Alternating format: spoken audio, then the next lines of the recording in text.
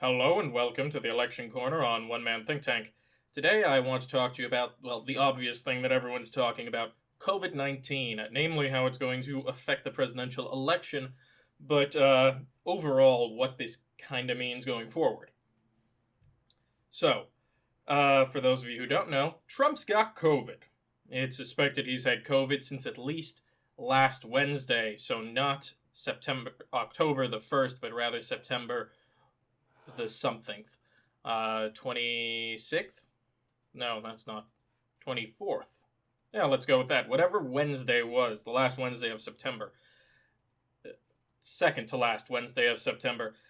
He has now contracted COVID. It's believed he got it from Hope Hicks, one of his personal aides, who potentially got it from his Supreme Court pick, which, as if you've seen my tweet about this, is probably the definition of hoisted by your own petard or chickens coming home to roost, because a disease he could have prevented that has a solid chance of potentially killing him, he got by a Supreme Court justice he's rushing through, and due to a sycophantic aide not considering her own health in order to appease him. Yeah, that's not good if you're Trump. So what does this mean for the election? And I want to be clear, right now there's been testing of Kamala Harris and Mike Pence and Joe Biden. All of them are clean, so it is unlikely that any of them have coronavirus, at least have coronavirus or will develop it in the next week. However, we do know the chair of the RNC apparently has it, which is not funny or ironic in any way, shape, or form. Totally not. So, what does this mean for the election?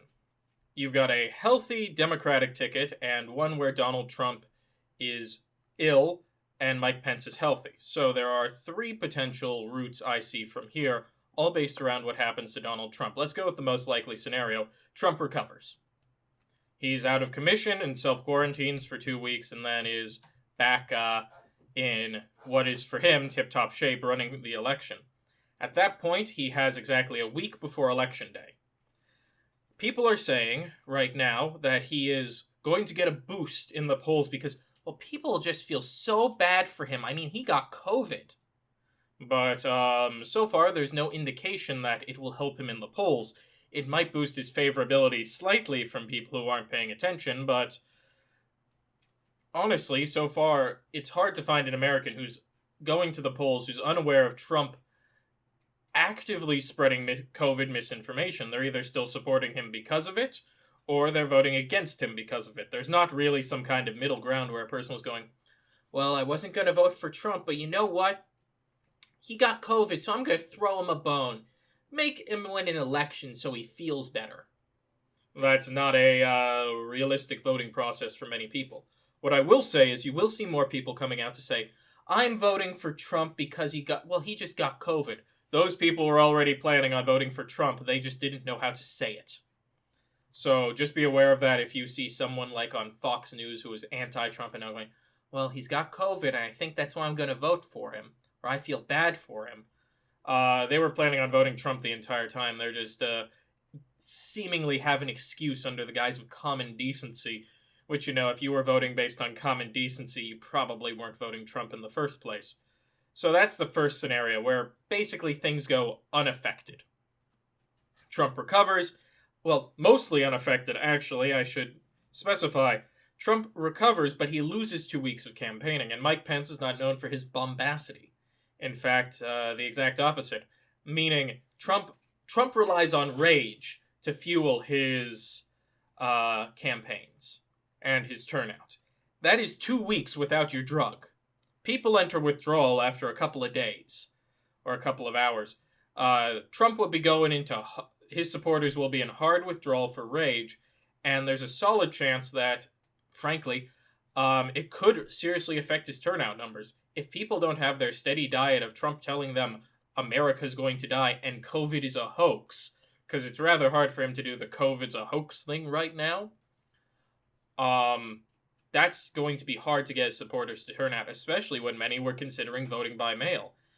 You see, when you have people who risk defecting from you to not vote, emphasis, you need them to have as long a period to go one day and go, yeah, I'm going to cast a ballot, as long as possible.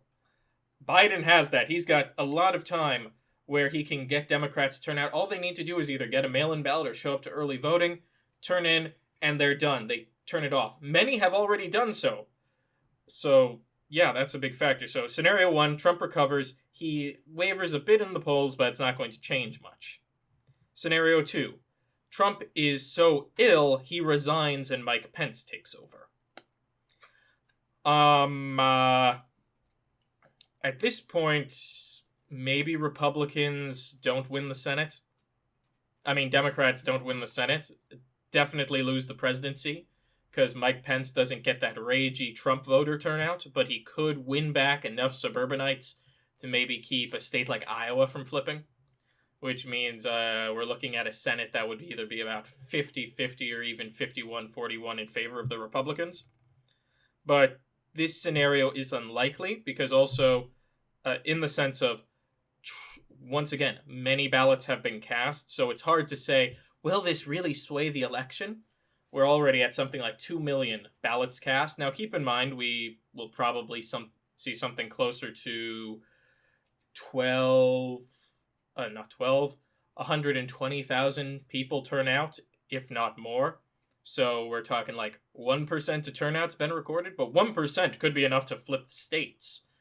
In a Clinton versus Trump race where both candidates were unpopular, Clinton still had, in a low turnout scenario, Clinton only lost by a few thousand votes.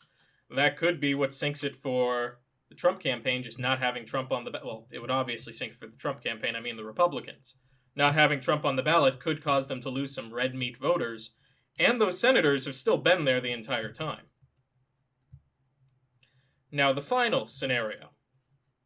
Trump dies. And he is over 60, overweight, does not exercise, has apparently had a series of mini strokes, or supposedly, emphasis on supposedly there. He could die from this.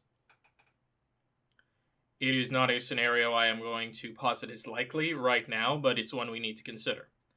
If Trump passes away, what you're going to see is probably the greatest electoral clusterfuck we've ever seen. Republicans will be left with Mike Pence, who is an unpopular candidate. Will more people be willing to vote for him? Who knows? Because a key factor here is if Trump resigns, he's still in power and will have a say in things. If Trump dies, it could be, we all know, instantly. The Republicans respond fast. It could be a trickle and we get some rumors that we might be dead for a couple of hours, then we know. And it also matters when it happens. He could very well pass away right before Election Day, which would be the worst case scenario for Republicans. People still raging to turn out, but for Democrats, but Republicans, I mean, Trump's not on the ballot. Why vote? Especially in a scenario where Mike Pence doesn't have a Veep. So what does that electoral map look like? It looks like Biden's still winning the presidency. There's no scenario right now where this is going to somehow save the presidency for the Republicans. In my opinion, their best chance of saving the Senate is a scenario where Donald Trump resigns. But that seems unlikely given his ego. If he passes away, it's not going to save him the Senate, because that's the thing. If Trump resigns, it kind of separates him from the Republican Party. If he dies, he becomes a martyr to a good chunk of these people, like his key supporting base, and they could very well, and so the other members of the party will still try and win them. Especially, we are less than a month away from the election in practice. 2 days. That's the difference. But in practice, we are a month away. Trump, something serious happening to Trump. So him catching COVID was bad. It's not going to save him in the polls. But if he dies, if he loses supporters, if he resigns, if he recovers, this is a bad place for a campaign to be. And that's all I have for you on this one. I can't give you some like deep details about how this is great for the Republicans or great for the Democrats. It's a lot of question marks, but overall, nothing's really going to change. It'll just, in the presidency, Senate might be up for contention. So with all that being said, if you like the video, drop a like down below, and also feel free to put a comment down there. I love hearing you guys' opinions. If you want to see more from the channel, click the subscribe button and the notification bell to be alerted when new content comes out. If you want to hear more from me outside of YouTube, I have a Twitter, at OneManThinkTan1, the Roman numeral. You can find the link down in the description. And, most importantly, as always, have a wonderful day.